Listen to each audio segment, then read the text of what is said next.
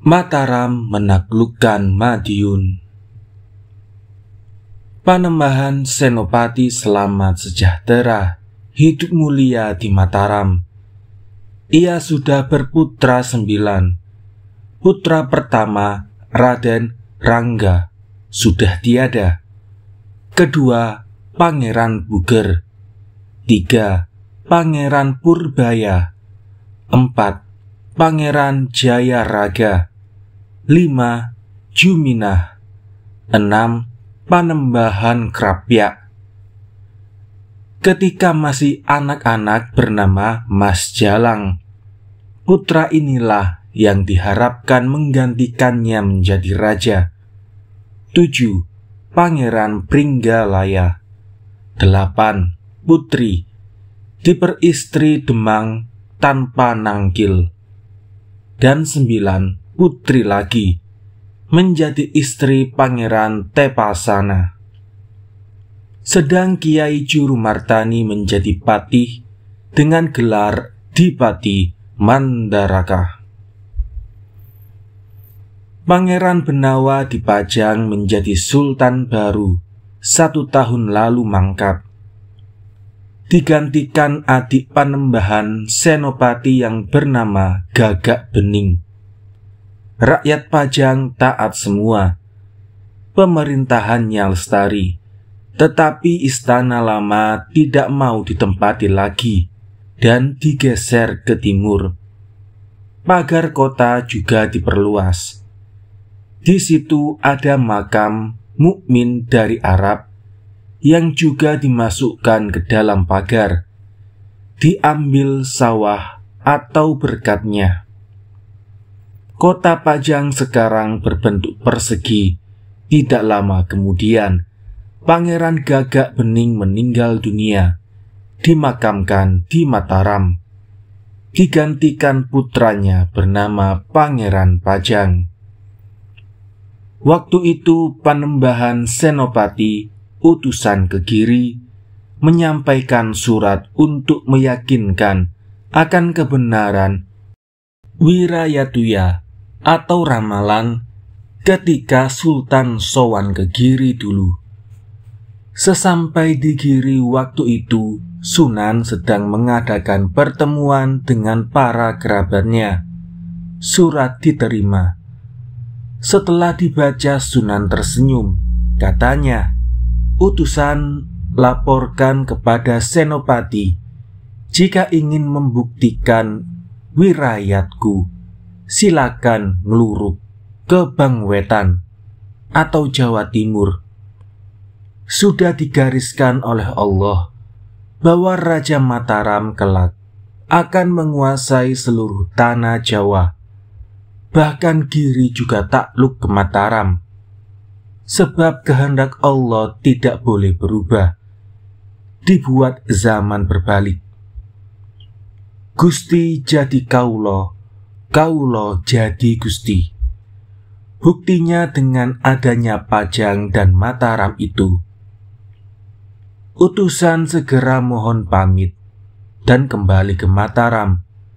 Sesampai di Mataram melaporkan dari awal sampai akhir segala pesan Sunan Giri kepada Panembahan Senopati. Senopati berkata kepada Paman Adipati Mandaraka, "Paman, saya segera berangkat mengirim prajurit ke Bangwetan. Rencana saya besok bulan Muharram. Saya menurut ketika Sultan Pajang sowan ke Giri dulu pada bulan Muharram. Selain itu, Paman, perintahkan kepada Adipati, Dipati, Demak, Grobogan yang sudah saya kuasai supaya membantu prajurit dan persenjataan untuk ikut berperang. Supaya waktu saya berangkat, supaya sudah berkumpul di Pajang." Ki Adipati Mandaraka siap melaksanakan perintah itu. Sampai saatnya bulan Muharram, Panembahan Senopati berangkat beserta seluruh bala tentaranya negeri yang sudah dikuasai orang-orangnya juga ikut serta menaklukkan negeri Bangwetan yang belum tunduk. Mereka berkumpul di Japo. Pembesar negara-negara Bangwetan, Pangeran Surabaya, sudah mendengar berita jika Senopati di Mataram akan menaklukkan semua negara Bangwetan. Pangeran Surabaya lalu mengirimkan utusan kepada bupati di Tuban, Sedayu, Lamongan, Gresik, Lumajang, Kertasana, Malang, Pasuruan, Kediri, Wirasaba, Blitar, Pringgabaya, Pragunan, Lasem, Madura, Sumenep, dan Pakajangan. Semua bupati beserta bala prajuritnya juga sudah datang di Japau untuk menyambut datangnya musuh. Senopati dan tentaranya juga sudah tiba di sana. Kedua-duanya saling berhadap-hadapan. Datanglah utusan Sunan Giri membawa surat, lalu membuat pesanggrahan sendiri. Dipanggillah Panembahan Senopati dan Pangeran Surabaya, semua bupati ke pesanggrahan itu.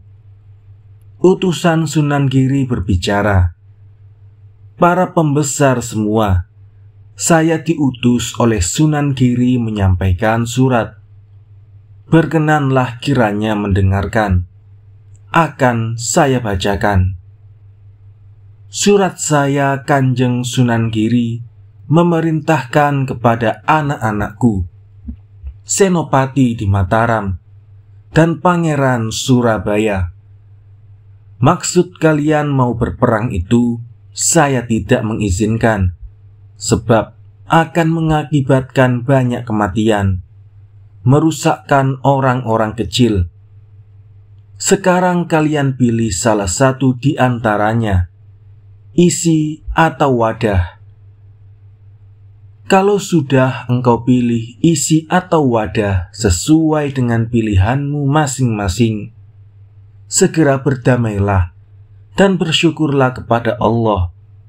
Lalu bersegeralah pulang kembali ke negaramu masing-masing. Kelak, karena ridha Allah, engkau dititahkan tinggi atau rendah. Terimalah takdir Allah itu." Selesai. Senopati lalu berkata kepada Pangeran Surabaya, "Adi Surabaya, apa kemauanmu berkenan dengan perintah Sunan Giri? Saya dan Adi disuruh memilih isi atau wadah. Adi pilih yang mana, saya menurut saja." Pangeran Surabaya menjawab, "Kakang Senopati, saya memilih isi saja. Kakang wadahnya." Panembahan Senopati juga sudah rela menerima wadah. Selesai pemilihan, kedua pihak saling membubarkan diri dan pulang ke negara masing-masing beserta seluruh bala tentaranya. Sang utusan juga sudah kembali dan melaporkan hasilnya kepada Sunan Giri. Mendengar itu, Sunan berkata, "Ketahuilah, sudah pasti kehendak Allah.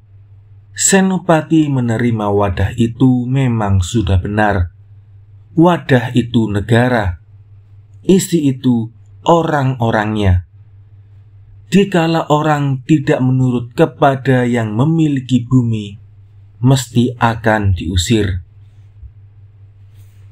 Diceritakan kemudian Pangeran Surabaya utusan kepada Bupati di Warung, Tanah Blora. Setelah diketahui Panembahan Senopati, lalu ditaklukkan. Kalau tidak mau takluk, tidak boleh menginjakkan kakinya di tanah Warung Blora. sebab tanah di situ adalah milik Panembahan Senopati. Bupati Blora juga sudah takluk ke Mataram. Bahkan daerah sekitarnya semua sudah takluk ke Mataram. Bagi yang melawan akan digempur dengan perang. Bupati Madiun lalu bersekutu dengan para bupati di Bangwetan yang belum takluk ke Mataram, berniat melawan Mataram. Panembahan Senopati itu ibarat api sebesar kunang-kunang, harus segera disiram air agar jangan sampai berkobar kemana-mana. Para bupati setuju. Mereka mengumpulkan prajuritnya di Madiun, serta siap berperang. Begitu besar jumlah prajuritnya itu. Panembahan juga sudah diberitahu oleh Abdi Sandi akan hal itu. Panembahan Madiun bersiap bersama para bupati yang lain, berniat menggempur Mataram. Beliau segera mengundang balanya untuk menyiapkan senjata dan mengerahkan prajurit dari daerah-daerah yang sudah dikuasainya.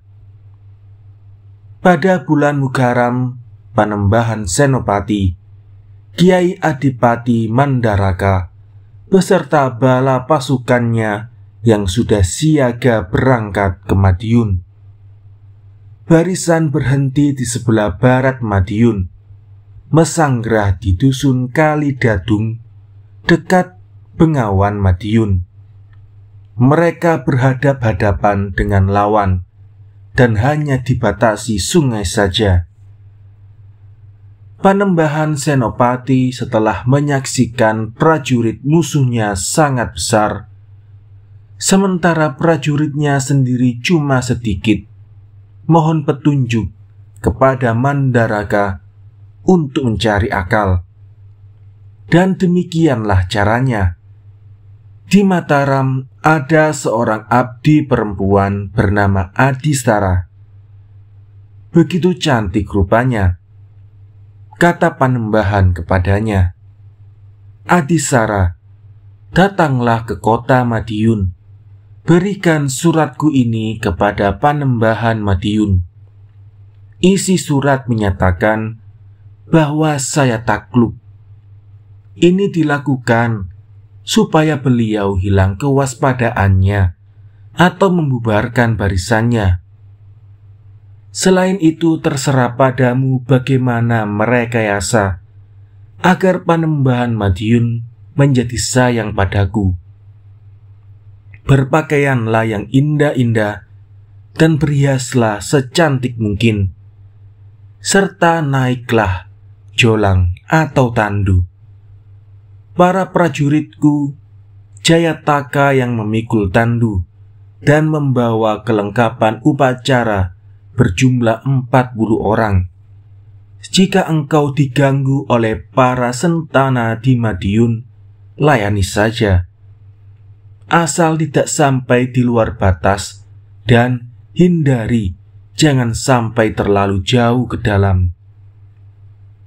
Mbok Adisara lalu berbusana yang indah-indah dan berhias sedemikian rupa sehingga kelihatan cantik sekali. Siapapun yang melihat jadi kasmaran. Ia lalu berangkat naik jolang, dipayungi payung kehormatan, diiringi upacara untuk menyamar menjadi seorang putri keraton. Rombongan menembus barisan besar di Madiun. Orang-orang tidak curiga, sebab yang dikawal hanyalah seorang putri cantik. Mereka saling bertanya satu sama lain, siapakah dia? Orang-orang Mataram itu menjawab, "Ini dari raja kami, menyerahkan tanda takluk." Setelah mendengar itu, orang-orang Madiun begitu senang hatinya, menduga tidak jadi perang. Panembahan Madiun itu adalah putra Sultan Demak Yang menurunkan adalah Sultan Pajang almarhum. Panembahan Madiun mempunyai 2 anak. Seorang putri bernama Retna Jumilah. Ia sudah menginjak dewasa, begitu cantik rupanya, tetapi belum bersuami. Mau bersuami dengan syarat jika ada menantu disembah mertuanya. Ia mempunyai pisau cukur. Siapapun yang tidak luka jika ditoreh dengan pisau tersebut. Itu syarat yang kedua untuk calonnya. Jika kedua syarat itu tidak terpenuhi, maka ia tidak akan mau bersuami untuk selama-lamanya. Putra Panembahan Madiun yang lain adalah seorang laki-laki bernama Mas Lontang. Pada waktu itu Panembahan Madiun sedang duduk di rumah Kadipaten di hadapan para sentana dan putranya. Terkejut melihat datangnya Adisara yang mendadak. Tanpa peduli kanan kiri langsung bersujud di kaki sang Panembahan. Panembahan Madiun bertanya, "Kamu ini orang dari mana? Dan siapakah namamu?" Mbok Adisara menyembah, "Saya ini abdi dari Senopati Mataram. Saya Adisara. Saya diutus menyerahkan surat tanda takluk di hadapan Panembahan Madiun." Surat diterima dan dibaca. Bunyi surat menyatakan takluk serta menyerahkan negara Mataram, dan jika dikabulkan ingin mengabdi ke Panembahan Madiun. Setelah membaca surat itu, beliau berkata, "Adisara, beritahukan kepada anakku Senopati, saya itu sebenarnya tidak punya niat bermusuhan dengan dia. Para bupati itulah yang memusuhinya. Saya dan bala saya tidak ikut-ikut. Berhubung Gustimu sudah berniat takluk padaku, biarlah para bupati beserta bala prajuritnya itu saya bubarkan. Jika mau memusuhi Senopati, jangan berkumpul di sini." Panembahan Madiun mengutus sentananya untuk membubarkan para bupati dan prajuritnya kembali ke kadipaten masing-masing. Para sentana juga menyebarkan berita bahwa Senopati sudah takluk. Para bupati itu ada yang percaya pernyataan Senopati, ada pula yang sangsi. Maka di antara mereka ada yang membubarkan diri, ada yang masih bertahan di situ. Adisara lalu berunjuk atur, "Gusti, permintaan junjungan saya Senopati mohon dikabulkan. Minta air cucian kaki Paduka untuk diminum dan digunakan untuk mandi, agar menjadikan keselamatan dan kekuatan dirinya." Banyak bujuk rayu Adisara kepada Panembahan Madiun agar mengasihi Senopati. Panembahan Madiun lalu menyiram kakinya dengan air. Adisara menampung di bokor selaka. Panembahan Madiun berkata, "Adisara, Gustimu saya ambil jadi anak. Saya persaudarakan dengan anak-anak saya, satu putri yang satu putra." Adisara begitu berterima kasih, lalu pamit untuk kembali ke pesanggerahan. Senopati Ing Alaga setelah melihat Adisara masih bagus riasannya, senang hatinya. Adisara menyampaikan semua hasil yang diperoleh dari awal sampai akhir. Ia juga melaporkan jika Panembahan Madiun punya anak putri yang tidak akan bersuami jika tidak ada mertua menyembah kepada menantunya, serta memiliki pusaka pisau cukur. Mendengar itu, Senopati sangat senang dan memuji Adisara. Ki Adipati Mandaraka berkata kepada Senopati, "Karena engkau berniat menjadi raja yang menguasai seluruh tanah Jawa, sebaiknya sowan ke Sunan Kalijaga di Adilangu. Mohon baju yang bernama Kiai Gundil atau Kiai Antakusuma." Busana itu diriwayatkan begini. Ketika para wali mendirikan Masjid Demak dan sedang berzikir di dalam masjid, tiba-tiba jatuh bungkusan dari atas didekati Sunan Kalijaga. Bungkusan itu berupa kulit kambing, pasujudan Kanjeng Nabi Muhammad, serta berupa kain sal pakaian Kanjeng Rasul. Oleh Kalijaga lalu dibuat baju. Kata Sunan Kalijaga, dibuat baju karena akan menjadi pakaian para raja yang berkuasa di tanah Jawa. Jika baju itu engkau minta dan diberikan, akan menjadi tanda kamu akan berhasil jadi raja di Mataram turun-temurun ke anak cucumu. Jika tidak dikabulkan, berarti tidak berhasil menjadi raja. Senopati setelah mendengar pamannya begitu senang hatinya. Berangkatlah dia diiringi beberapa pengawal dengan naik kuda. Barisan dijaga Ki Adipati Mandaraka. Sesampainya di Adilangu, Senopati mohon syarat berperang agar terhindar dari peluru senjata api kepada Sunan di Adilangu itu. Ternyata benar, sang ulama memberikan baju yang bernama Kiai Gundil atau Antakusuma tersebut. Segera sesudah itu, Senopati segera kembali ke barisan lagi. Di lain hari, Senopati ing Alaga mendengar laporan bahwa barisan di Madiun ada yang membubarkan diri. Sisanya yang masih ada mulai lengah.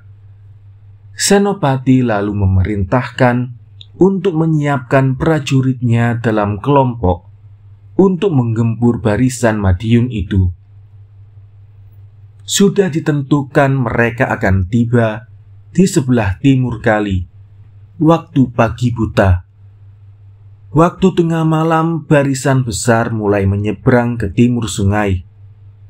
Di waktu pagi sampai di seberang sungai, lalu bergegas menyerang musuh. Gemuruh suara sorak-sorai, suara bende dipukul bertalu-talu, dan rumah-rumah yang dibakar. Sebaliknya, barisan pihak lawan sangat terkejut menghadapi datangnya lawan yang tak diduga-duga. Pertempuran pun terjadi. Banyak yang tewas. Senopati naik kuda bernapas madu bernama Puspa Kencana. Berbaju Antakusuma mengamuk dengan tombak. Korban yang berjatuhan di barisan Bangwetan tak terhingga. Sementara barisan di Mataram tak seberapa. Prajurit Bangwetan berhamburan, lari, tinggal gelanggang mengungsi hidup. Waktu menjelang siang, kuda Senopati mati sebab luka parah terkena senjata, namun masih digunakan untuk berperang. Setelah waktu menjelang sore, Kiai Adipati Mandaraka tahu, serta berkata, "Senopati, kudamu itu sudah mati. Kenapa masih kau naiki?" Kuda itu pun rebah ke tanah. Senopati melompat sambil berbicara, "Paman, engkau ini terlalu banyak bicara. Saya tahu kalau kuda saya ini sudah mati sejak menjelang siang tadi dan baru roboh sekarang." Senopati lalu bersabda, "Wahai anak turunku, ingatlah, jika berperang jangan naik kuda napas, agar tidak bernasib seperti saya." Senopati berjalan darat untuk masuk ke dalam Kedaton Madiun. Panembahan Madiun sudah mendapat laporan kalau Senopati menggempur Madiun beserta balanya. Surat takluk yang dahulu itu ternyata hanya siasat saja. Akibat gempuran itu banyak prajurit Bangwetan dan Madiun yang gugur. Prajurit yang masih hidup lari semua. Tinggal orang-orang di dalam Kedaton ini. Di luar Kedaton, harta benda, wanita sudah habis dijara oleh orang-orang Mataram. Panembahan Madiun mendengar itu sangat menyesal, lalu berkata, "Saya tidak mengira jika seperti ini namanya Senopati. Hal bisa saya katakan karena Marta Wisa, Marta lahirnya, Wisa batinnya." Panembahan Madiun berniat meloloskan diri bersama anak dan istrinya. Tetapi kepada putrinya ia berkata, "Retno Jumila anakku, kamu tinggallah di Kedaton, sebab sudah lumrah jika sudah kalah perang akan dijara segala barang miliknya, termasuk putrinya. Perlu kamu ketahui latar belakang Senopati merebut Madiun itu, karena sebenarnya ingin memiliki kamu." Retno Jumila menangis sejadi-jadinya, jatuh ke tanah. Tidak sadar, ibu dan para abdi ikut menangis. Panembahan Madiun berpesan kepada emban, inang, juga kepada abdi perempuan, selir-selir yang akan ditinggalkan. "Kalian tunggu Gusti putrimu. Jangan khawatir akan mati dibunuh Senopati. Jika Gusti putrimu sudah sadar, berikan keris wasiat ini kepadanya. Namanya Si Gumarang." Keris segera diterima emban untuk diberikan kepada sang putri. Panembahan terus pergi bersama istri dan putranya menuju ke arah timur, berniat ke Wirasaba. Sang putri yang ditinggal sudah sadar dari pingsan. Emban menyerahkan keris. Sang putri setelah menerima keris seakan-akan mendapat pesan agar mati bersama Senopati. Kemudian ia berpakaian seperti laki-laki, memakai keris, menghunus pistol, menyiapkan serampang, lalu duduk di tengah Kedaton. Senopati mendengar kabar bahwa Panembahan Madiun telah mengungsi meninggalkan negerinya. Anak putrinya ditinggal di Kedaton. Senopati senang sekali, segera masuk ke istana. Setelah sampai di halaman istana, lalu ditembak oleh sang putri, juga dilempar serampang. Senopati kena dadanya, tapi tidak mempan. Enak saja berjalan. Sang putri lalu mencabut keris seraya berkata, "Jika engkau saya tusuk keris ini tidak tembus, nyata-nyata engkau memang orang sakti." Senopati setelah melihat sang putri menghunus keris wasiat, takut mendekati. Ia berhenti, berdiri di kori atau pintu Kedaton. Akhirnya merajuk minta belas kasihan sang putri. Panjang lebar kata-kata rayuan sang Senopati agar putri berbelas kasih kepadanya. Setelah Retna Jumila mendengar kata-kata itu, lalu hilang kemarahannya. Begitu menyentuh hatinya, tubuhnya lunglai, duduk sambil menyandar. Kerisnya jatuh tanpa sadar.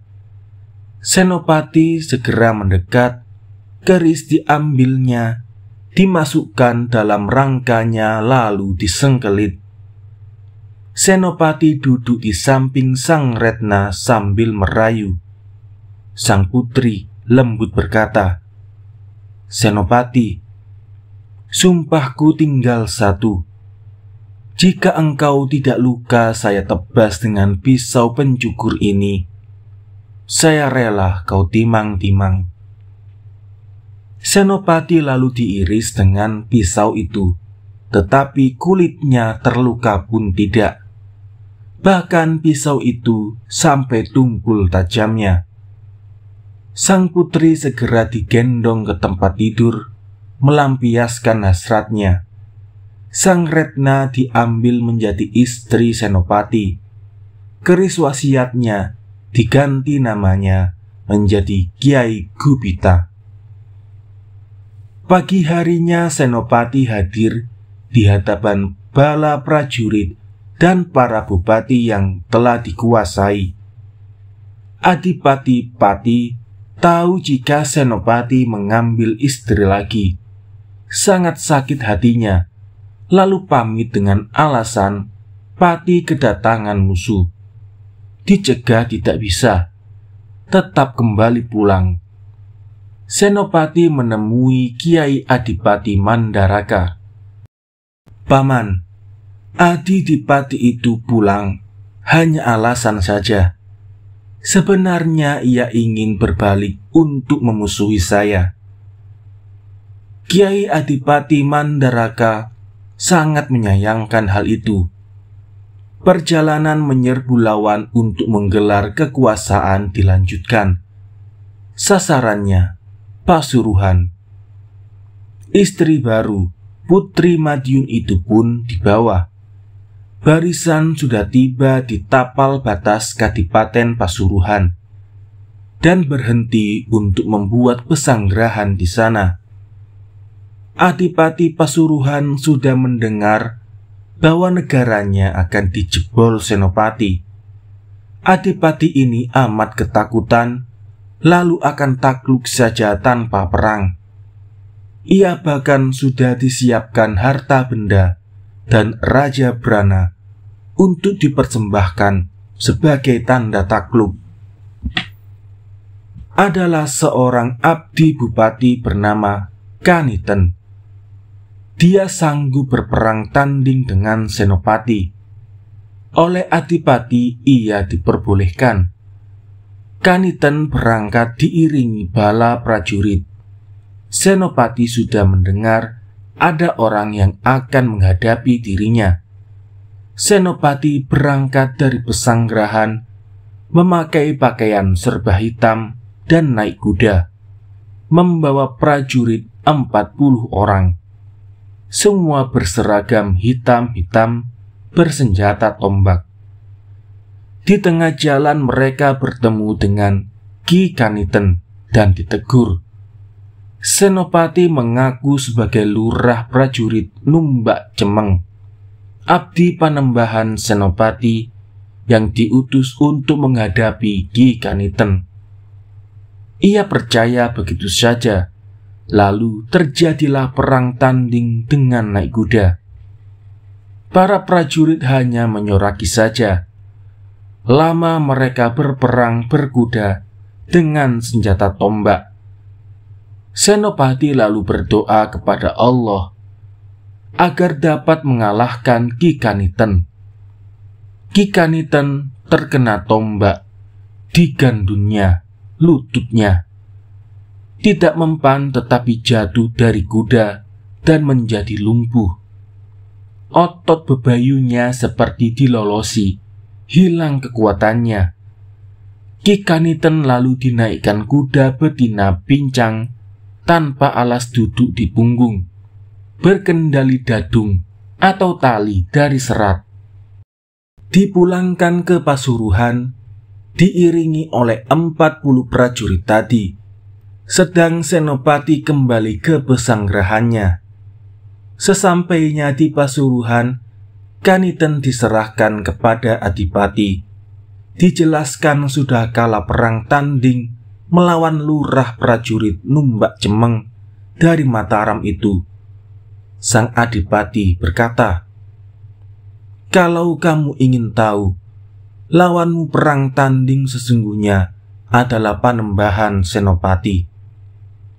Ki Kaniten mengatakan, "Kalau tadi saya tahu lawan perang tanding itu Senopati, pasti saya tidak mau pulang, pilih mati saja."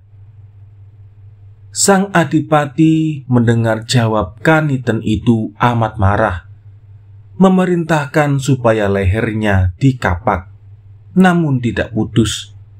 Kemudian dituangi timah mendidih di mulutnya, meninggal. 40-an orang abdi Senopati itu lalu diberi ganjaran.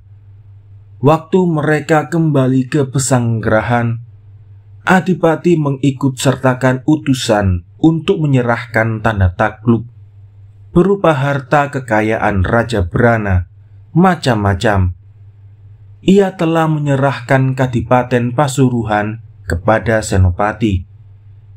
Setelah utusan bertemu dengan Senopati dan menyerahkan tanda takluk dan negeri Pasuruan, Senopati senang sekali, berkata kepada para utusan, "Ki Sanak, laporkan pada gustimu bahwa saya akan kembali ke Mataram.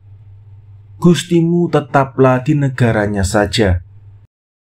Jika ada perintah dari para bupati Bangwetan, turuti saja, jangan dibantah."